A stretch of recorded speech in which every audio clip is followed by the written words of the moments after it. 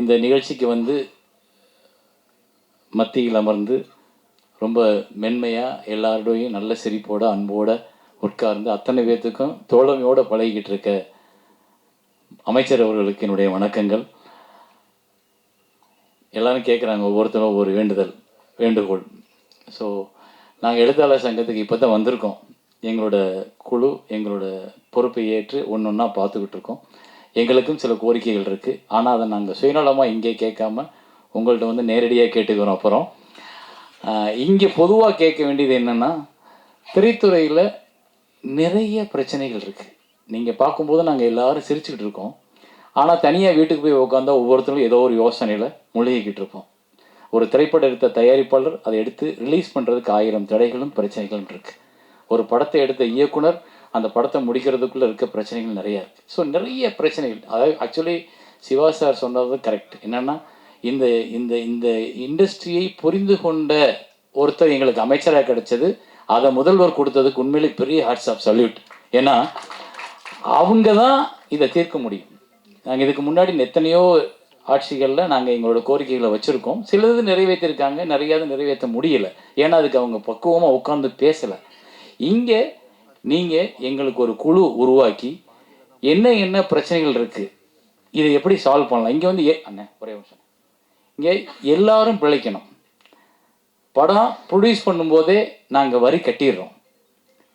ஆர்டிஸ்ட்லேருந்து நம்ம லொக்கேஷன்லேருந்து எல்லாத்துக்கும் வரியை கொடுத்துட்றோம். ஆனால் அந்த படத்தை ரிலீஸ் பண்ணுறதுக்கே தடுமாறும் பொழுது வரி அரசாங்கத்திற்கு போயிடுது.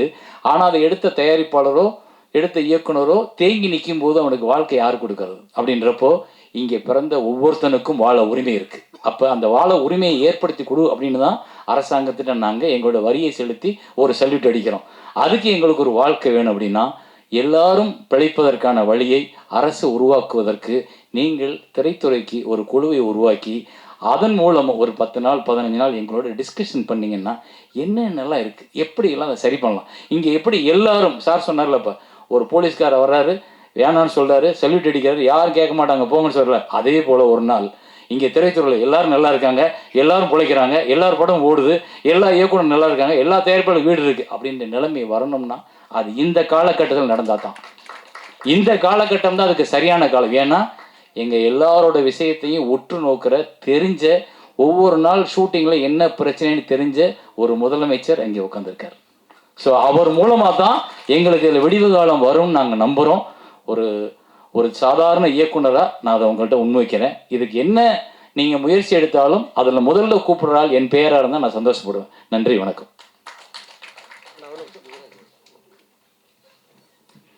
நன்றி சார். அடுத்ததாக நம்பிக்கை நட்சத்திரம், எப்போதும் சிரித்த முகம், பழகுவதற்கு மென்மையான மனிதர், நடிகர் திரு அசோக் செல்வன் அவர்களை பேச வருமாறு அன்போடு அழைக்கிறேன்.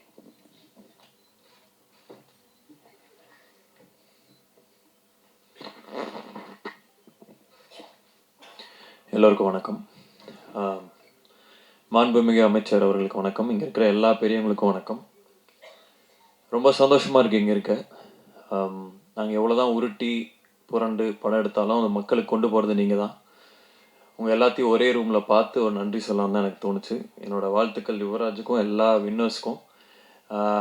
நான் ரொம்ப க்ளோஸ் குவார்ட்டர்ஸில் ஒரு படம் நிறைய பேர்த்தோட நான் ஒர்க் பண்ணியிருக்கேன். வந்த டைம்லேருந்து ஒரு படத்தை எப்படி மக்களுக்கு கொண்டு போகணுன்னு ட்ரை பண்ணி அந்த ப்ரெஷர் எல்லா ஃபோன் கால்ஸையும் எடுத்து எப்படி கொண்டு போகிறாங்கன்னு நான் பார்த்துருக்கேன். அது நிறையா க்ரியேட்டிவிட்டியும் நிறையா வரும். போர் தொழிலில் போய் யுவராஜ் என்ன பண்ணார் நான் பார்த்தேன். வேர்ட் ஆஃப் மவுத்னால தான் இது போகணுன்னாரு, அதே தான் நடந்தது. ஸோ பல creativity, out of the box thinking. நான் இப்போ கூட அந்த ஷாலுக்கு பதிலாக டவல் போடுறது தான் ஃபஸ்ட் டைம் பார்க்குறேன். அப்போ கூட சார் சொன்னார், அட்லீஸ்ட் இதில் ஏதாவது யூஸ் இருக்கும், ஷால்னால ஒன்றும் நடக்காது அப்படின்னு உதயகுமார் சார் சொன்னார். அதே மாதிரி அவுட் ஆஃப் த வேர்ல்டாக ஒருத்தர் பண்ணார். ஆர்எஸ் கார்த்திகேயன் சார் வந்து 3 துண்டோடு வந்தார். ஸோ இது எல்லாமே உங்களுக்கு தான் சார்ந்தது இந்த க்ரியேட்டிவிட்டி. வருங்காலத்தில் நிறைய படங்கள் நம்ம ஒர்க் பண்ணலாம். உங்கள் எல்லாத்துக்குமே வாழ்த்துக்கள். ஒற்றுமையாக இருங்க. Thank you so much. நன்றி சார். அடுத்ததாக தென்னிந்திய திரைப்பட எழுத்தாளர் சங்கம் சார்பாக பொருளாளர், நடிகர், இயக்குனர் திரு ஆர் சுந்தரராஜன் அவர்களை பேச வருமாறு அன்போடு அழைக்கிறேன். அமைச்சர் உட்பட இந்த விழாவிலே கலந்து கொண்ட அனைவருக்கும் என்னுடைய நன்றி கலந்த வணக்கம். இந்த விழாவிலே கலந்து கொண்ட அனைவருக்கும் என்னுடைய வணக்கத்தை தெரிவிப்பதோடு சில இடங்களில் பேசாமல் இருக்கிறது நல்லதுன்னு என்னுடைய உரையை முடித்துக் கொள்கிறேன். நன்றி. திரையுலகில் நடிகனாக பேசுகிறதா எழுத்தாளனாக பேசுகிறேன் ஒரு குழப்பத்தில் இருந்தேன். எழுத்தாளனாக பேசிடுறேன். ஏன்னா இப்போ தான் லேட்டஸ்ட்டாக எலெக்ஷனில் தென்னிந்திய திரைப்பட எழுத்தாளர் சங்கத்தில் இணைச்சியாளராக வெற்றி பெற்றிருக்கேன். அதனால் எழுத்தாளராக பேசிடுவோம். உங்களுக்கு வந்து கிறிஸ்டியன் மதத்தை பற்றி தெரியும்னு நினைக்கிறேன். அதில் வந்து ஈஸ்டர்னு ஒரு பண்டிகை வரும். அந்த பண்டிகை அன்னைக்கு அந்த ஹால் முல்லாம் இருட்டாயிடும். பக்தரெல்லாம் கையில் மெழுகுவத்தி வச்சுருப்பாங்க. பாஸ்தான்னு சொல்லக்கூடிய ஒரு மெழுகுவத்திலேருந்து அந்த ஒளி வந்து மற்ற ஒளிகளுக்கு வந்து ஒளிபரப்பப்படும். அப்படி இப்படி இருட்டாக இருக்கும்போது அந்த ஒரு வழி யார் எடுத்து வருவான்னு வெயிட் பண்ணிட்டே இருப்போம். அந்த ஒரு வழி கிளம்பி இன்னொரு கையில் கொடுக்கும். அது கரெக்டாக 5 நிமிஷத்தில் 1000 திரிகளை வந்து வெளிச்சமாக்கணும். அந்த ஒரு ஒளியாக உங்களை நான் பார்க்குறேன். நீங்கள் தான் இங்கே திருமாவில் இருக்கிற அத்தனை பேருக்கும் ஒரு ஒளியாக இருந்து ஒளியை பரப்பப்பட்டீங்க. தென்னிந்திய திரைப்பட எழுத்தாளர் சங்கம் இதாவது தென்னிந்திய திரைப்பட பத்திரிகையாளர் சங்கம்னு சிஸ்டர் சொல்லிட்டே இருந்தாங்க. பத்திரிகை தொடர்பாளர் சங்கம், பத்திரிகையாளர்கள் தான் வந்து அவங்களுக்கு தொடர்பு படுத்தி இதை நியூஸை போடுங்கன்னு சொல்கிறதே அவங்க தான். ஆமாம், நீங்கள் நிறைய கூட அர்த்தம் சொன்னீங்க சார். அதாவது நான் விருதுநகரில் பிறந்து காலேஜில் படிச்சுட்டு இன்றைக்கி நான் வந்து ரவி மரியா விரிவுரையாளர் அப்படின்னு ஒரு போர்டு தான் எங்கள் வீட்டுக்கு முன்னாடி தொங்கியிருக்கும். இன்றைக்கி தமிழர்கள் எங்கெல்லாம் இருக்காங்களோ அங்கெல்லாம் ரவி மரியா இவன் தான் சொல்ல வச்ச பெருமை இந்த பத்திரிகை தொடர்பாளருக்கு சாரும். அவங்களுக்கு எத்தனை முறை நன்றி சொன்னாலும் இன்னைக்கு நம்முடைய மாண்புமிகு முதலமைச்சராக இருக்கிற திரு சி ஜோசப் விஜய் அவர்கள் முதல்ல நடிக்க வராரு. என் பையனை அறிமுகப்படுத்த போகிறேன், இந்த நியூஸை பத்திரிகை கொடுத்துருங்கன்னு உங்கள்கிட்ட தான் எஸ்சி சுந்தர் சார் ஃபர்ஸ்ட் படிச்சு ஒப்படைச்சிருப்பார். உங்கள் கைராசி இன்னைக்கு அவர் முதல்வராக இருக்கார். நேற்று வந்து நைட்டு வந்து ஒரு பிளாட்ஃபார்ம் கடையில் நான் எப்பயுமே சாப்பிடுவேன், ரொம்ப டேஸ்ட்டாக இருக்குன்னு சொல்லிட்டு நண்பரோட போய் அப்போ அந்த பிளாட்ஃபார்ம் பஸ் கிட்டத்தட்ட 10 வருஷம் பார்த்துட்டே இருக்கேன். அவர் சொன்னார், என்னண்ணே தாவேக்கால் இணைஞ்சிட்டிங்களாமே அப்படின்னு. அரசியல் பேச நினைக்காதீங்க, ஒரு ஈவெண்ட்காக சொல்கிறேன். அது வந்து உங்களுக்கு தான் நான் இணைஞ்சதாக தெரியும். நான் விஜய் சார் நானும் 30 வருஷம் நண்பர்கள். குஷி பிரதான் அசோசியேட் இருக்கும்போது அப்படின்னு. அப்படியாண்ணே நானும் இணைஞ்சிட்டேன் அப்படின்னாரு. என்ன வினைன்னு இணைஞ்சிங்களா? இல்லைண்ணே, கடந்த ஆட்சியில் கவுன்சிலருக்கு 500 ரூபா, போலீஸுக்கு 500 ரூபா, டெய்லி 1000 ரூபா கொடுத்து மாதம் 30,000 ரூபா கப்பம் கட்டிட்டு இருந்தேன். என்னைக்கு விஜய் சார் ஆட்சிக்கு வந்தாரோ இன்ன வரைக்கும் மாதம் எனக்கு 30,000 மிச்சம் ஆகிட்டு இருக்கு அப்படின்னாரு. அவ்வளோ சிறப்பாக இந்த ஆட்சி போகுது. சிவா சார் சொன்னாங்க, அந்த போலீஸில் எங்கேயுமே பெர்மிஷன் பிரச்சனை இல்லை, யாரும் வந்து காசு கேட்கறது இல்லை, எந்த தொல்லை இல்லைங்கன்னாரு. இதை நடிகனா நான் ஒரு 3 படத்தில் பார்த்துட்டேன், நானே சாட்சி. இப்படி ஒரு அற்புதமான ஆட்சியை மக்களுக்கு கொடுத்துட்டு இருக்கீங்க சார். ஆனால் சினிமாவிலிருந்து போன ஒரு முதலமைச்சர், சினிமாவிலிருந்து போகிற எங்களுடைய துறை அமைச்சர் ராஜ்மோகன் சார் வந்து நான் நடித்த நான் சிரித்தால் படத்துடைய படத்தில் நிகழ்ச்சி தொகுப்பு பண்ணி நினைக்கிறேன் சார். கொரோனாவுக்கு முன்னாடி நான் அன்னைக்கு ஒரு ஸ்பீச்சை கேட்கும்போது உண்மையிலே இவர் ஒரு நல்ல ஸ்பீச்சராக இருக்காரு, ஒரு நல்ல எதிர்காலம் இருக்குது, இப்படி சினிமாவிலேயே ட்ரை பண்ணிட்டு இருக்காருன்னு நினச்சேன். ஆனால் காலம் உங்களை சரியான இடத்துல சேர்த்து இன்னைக்கு அமைச்சராகிருக்கு சார்.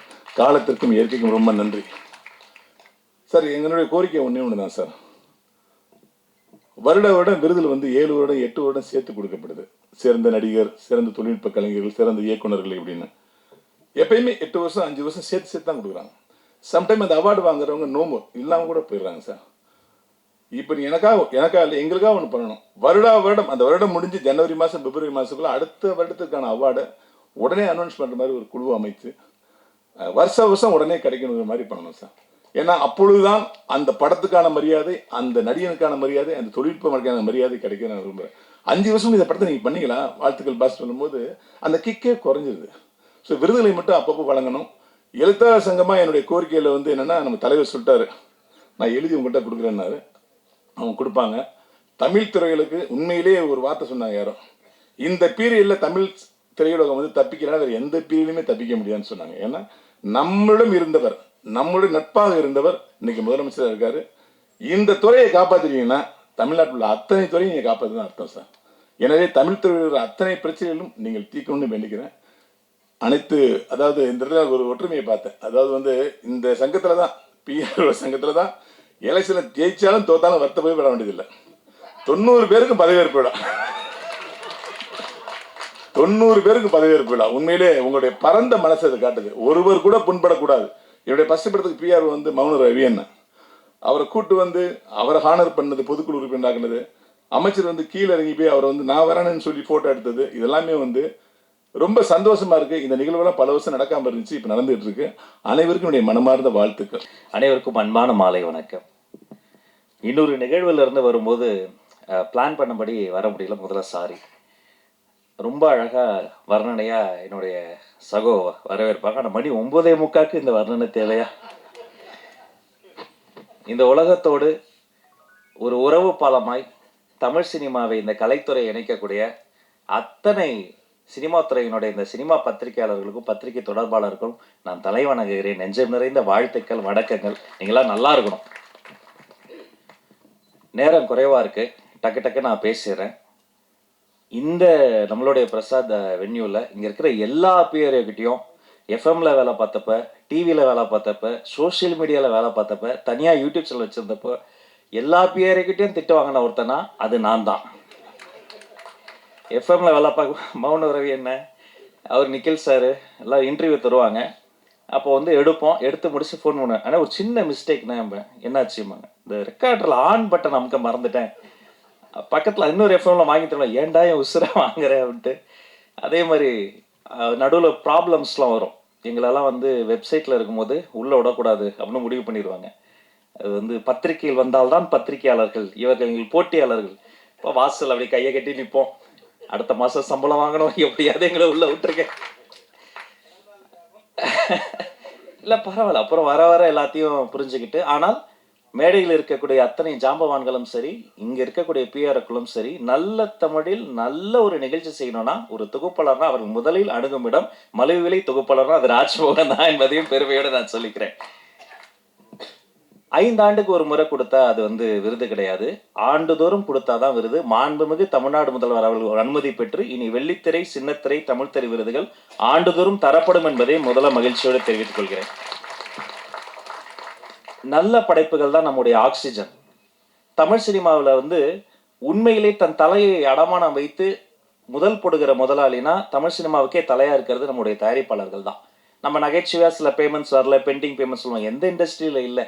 அவங்க தரக்கூடாதுன்னு இல்லை, ஒரு படத்துல பேமெண்ட் தர முடியாட்டியும் அந்த சம்மந்தப்பட்டவங்களை அடுத்து ஒரு படமே தரக்கூடிய தாயுளம் கொண்டவர்கள் தான் அந்த. அவங்க இல்லைன்னா நாம் இல்லை, அந்த தயாரிப்பாளர் சங்கம். அதே போல அந்த தமிழ் சினிமாவில் கைகளா இருக்கக்கூடியதுதான் நம்முடைய பாடலாசிரியர்களும் கவிஞர்களும் இசையமைப்பாளர்களும். படத்திற்காக ஓடியதா, இளையராஜாவின் பாடலுக்காக ஓடியதான்னு தெரியாத பல ஒண்டர்ஃபுல் மேஜிக்ஸ் வந்து தமிழ் சினிமாவில் இருக்கு. அவங்க இல்லைன்னா நம்ம இல்லை. இந்த தமிழ் சினிமாவை தாங்கி ஓடக்கூடிய கால்கள் அப்படின்னா எங்களுடைய ஃபைட் மாஸ்டர்ஸும் டான்ஸ் மாஸ்டர்ஸும் அப்படி ரத்தத்தை வேர்வையா கொட்டி ஓடி ஓடி உழைச்சி ஓடிக்கிட்டே இருப்பாங்க. அப்போ இந்த தமிழ் சினிமாவினுடைய வயிறு யாரு? Production department. 5 பேர் இருந்தா கேரவனுக்குள்ள சாப்பாடு, 50 பேர் இருந்தா கேரவன் பக்கத்துல சாப்பாடு, 500 பேர் இருந்தா சாப்பாடு எப்படியாவது போட்டுருவாங்க. காந்தி படத்துல கிளைமேக்ஸ்ல 1,00,000 பேர் நடிச்சிருக்கிறாங்க, இந்தியாவில் ஷூட் நடந்திருக்கு. எப்படி காலைல பிரேக்ஃபாஸ்ட் கொடுத்துருப்பாங்க, மதியம் லஞ்ச் போட்டிருப்பாங்க, சாப்பிட்டு முடிக்கும்போது கடலை முட்டை எப்படி கொடுத்துருப்பாங்க, யோசித்தே பார்க்க முடியாது. அப்படிப்பட்ட இந்த சினிமாவினுடைய நாடி நரம்பெல்லாம் ஓடிக்கொண்டு இருப்பது இந்த தமிழ் சினிமாவினுடைய அன்சங்கட ஹீரோஸாக இருக்கக்கூடிய இந்த ரத்தமாக இருக்கக்கூடியதுன்னா நீங்கள் தான், பிஆர்ஓஸ் தான். நீங்கள் ஓடி ஓடி இங்கே போகணும் அங்கே போகணும் ப்ரொமோஷன் போகணும் ஓடிக்கிட்டே இருப்பீங்க. இப்போ சினிமாவினுடைய இதயம் யாரு? உண்மையிலேயே தன்னுடைய இதயத்தை பற்றி கவலைப்படாத இயக்குனர்கள் தான்.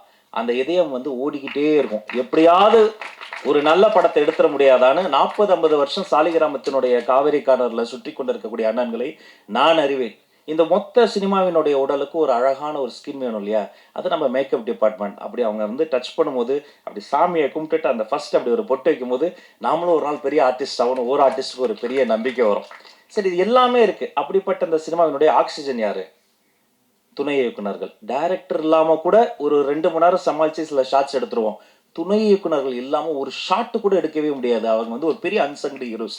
இப்படி எத்தனையோ அன்சங்கடு ஹீரோஸ்லாம் அங்கே சினிமாவில் இருக்கிறாங்க. அத்தனை பேரோடும் பாராபட்சம் இல்லாமல் பழகக்கூடியவங்க இந்த பிஆர்ஓஸ். அத்தனை பேருடைய பாதி பேருக்கு என்ன தெரியும், அவங்க பேரு தெரியும். நான் எப்படி கல்யாணம் பண்ணோம், குழந்தை, எல்லாருமே ஒரு ஃபேமிலி ரீயூனியன் மாதிரி தான் இருக்கு. அண்ணா நகைச்சுவையாக சொன்னாங்க செல்வமணி அண்ணன், அது என்ன பேமெண்ட் பெண்டிங் நான் சொல்லிடுறேன். அது ஒன்றும் இல்லை, தமிழ் சினிமாவில் எல்லா சங்கங்களும் சேர்ந்து ஒரு நல்ல விழா எடுத்தோம். முத்தமிழறிஞர் டாக்டர் கலைஞர் ஐயா அந்த பராசக்தி படத்தில் அன்னைக்கு ஒலித்த அந்த ஒரு குரல், அம்பாள் இன்றைக்கடா பேசியிருக்கிறாள் இன்னும் ஒலித்த குரல், அவருக்காக ஒரு 100ஆண்டு விழா எடுக்கணும்னு பிளான் பண்ணி எல்லா சங்கங்களும் ஒன்று கூட்டிட்டாங்க. அப்போ வரிசையாக ஃபோன் வருது. லிங்குசாமி சார் ஃபோன் பண்ணுறாரு, பாண்டியராஜ் சார் ஃபோன் பண்ணுறாரு.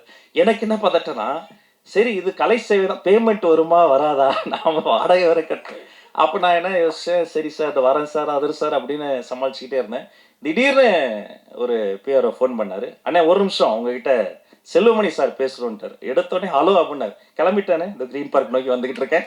பக்கத்தில் வந்துட்டானே. வந்து அந்த 1 மாத காலம் உழைத்து யாருமே எனக்கு தெரிஞ்சு வீட்டுக்கு போகல. அவர் பாண்டியராஜ் சார் எல்லாருமே தயாரிப்பாளர்கள் அதில் ஒர்க் பண்ணுவாங்க. தயங்க முன்னாடி அன்சங்டு ஹீரோஸ் அத்தனை பேர் ஸ்கிரிப்ட் எழுதி தள்ளி எல்லாரையும் அங்கே மேடையில் ட்ரெயினே கொண்டு வந்துட்டோம். சூப்பர் ஸ்டார் ரஜினி சார் வந்திருந்தாங்க, இப்போ ஒரு கமல் சார், மொத்த சினிமாவை அவங்க கொண்டு வந்து கொட்டி இப்படிப்பட்ட ஒரு மனித உழைப்பு இருக்குல்ல, எனக்கு தெரிஞ்சு இப்படி உழைக்கக்கூடிய அந்த ஒரு ஒரு நேர்மையான உழைப்பு இருக்கக்கூடிய ஒரு கலைத்துறை என்று சொன்னால் அது இந்த திரையுலகம் தாங்க. இது இல்லைன்னா இவ்வளோ பெரிய உழைப்புக்கு ஒரு நடமாடும் உழைப்பாளர்கள் சிலை தான். அப்படி இருக்கும்போது நீங்கள் உரிமையாக கேட்கலாம், சேரன் அண்ணாலாம் ஒரு சாதாரண டைரக்டரா நீங்கள் தவமாய் தவம் இருந்த அந்த படத்தில் வர ஒரு காட்சிக்கு அத்தனை தேசிய விருதுகள் நம்ம கொட்டி கொடுக்கணும். அப்படி தரமான ஒரு ஒரு காத்திரமான படைப்புகள். அந்த நீங்கள் சொன்னீங்களா நாங்கள் கடன் பட்டிருக்கோம், நாங்கள் தான் கடன் பட்டிருக்கோம். இது நன்றி கடன் திருப்பி தந்துக்கிட்டு இருக்கிறோம். நாங்கள் இவங்க எல்லாருக்கும் செய்ய வேண்டியது எங்களுடைய நன்றி கடன். எனவே எல்லாமே அது என்னவோ மாண்புமிகு முதல்வர் அவர்களிடம் அனுமதி பெற்று ஆலோசனை செய்து எல்லாம் ஃபஸ்ட்டு மீட்டிங்லேயே வந்து எல்லாம் முடிஞ்சு போகும். திரும்ப கூப்பிட்டார், ராஜ் அப்படின்னாரு. அப்படியே ஓடி போய் சொல்லுங்க சார் அப்படிங்கும்போது அந்த முதல்ல அவர் சொன்ன விஷயமே அந்த இந்த மானியமுக்காக காத்திருக்கலப்பா சின்ன சின்ன படங்கள்லாம் அது ஏன் பெண்டிங்கில் இருக்குது. முதல்ல நல்ல படைப்புகள் அந்த குட்டி குட்டி படங்கள் இருக்க பாருங்க, எதெல்லாம் பெண்டிங் இருக்கோ அரசு சார்பில் அத்தனை படங்களும் மானியத்தை கொடுத்துருங்க, அவங்க அது டிசர்வ் இட் என்று சொன்ன ஒரு மாண்புமிகு முதல்வருக்கு இந்த நேரத்தில் நாங்கள் நன்றியும் இதன் மூலமாக நான் தெரிவித்துக் கொள்கிறேன். அது மாதிரி அது ஒரு ஒரு இன்னொரு விஷயமும், ஒரு காலத்தில் வந்து தமிழ்நாடு தான் சினிமாவுடைய கேபிட்டலாக இருந்தது. எல்லா ஷூட்டிங்குமே இங்கே நடக்கும். கொஞ்சம் கொஞ்சமாக இன்னைக்கு வந்து ஹைதராபாத் போயாச்சு, கொஞ்சம் கொஞ்சமாக எல்லாமே அதர் ஸ்டேட் போயாச்சு. அதுக்கு வேரியஸ் ரீசன்ஸ். அதெல்லாம் பகுப்பாய்வு செய்வது தான் எங்கள் வேலை. ஷூட்டிங் ஸ்பாட்டில் வந்து யாராவது மேனேஜரோ பிஆரோ வந்து ஒரு பர்மிஷனுக்கோ ஒரு 10 பேரை பார்க்கணும், 4 பெட்ரோல் வண்டி காசு தரணும், நோ. யார் ₹1 கேட்டாலும் நீங்கள் கொடுக்காதீங்க, தரவே தராதீங்க. உங்கள் கூட சிஎம் இருக்கிறாரு, நீங்கள் என்ன ப்ரொடக்ஷனுக்கு என்னவோ அதை பார்த்துக்கங்க, ஆர்டிஸ்ட்டுக்கு என்னவோ அதை பார்த்துக்கங்க. அதுதானே செய்ய போகிறோம். இது வேலை. உலகத்தில் வேலையை செய்யறதுக்கெல்லாம் யாரும் பாராட்ட மாட்டாங்க. அதனால நாம் அப்படி சிஸ்டம் மாறி போச்சு.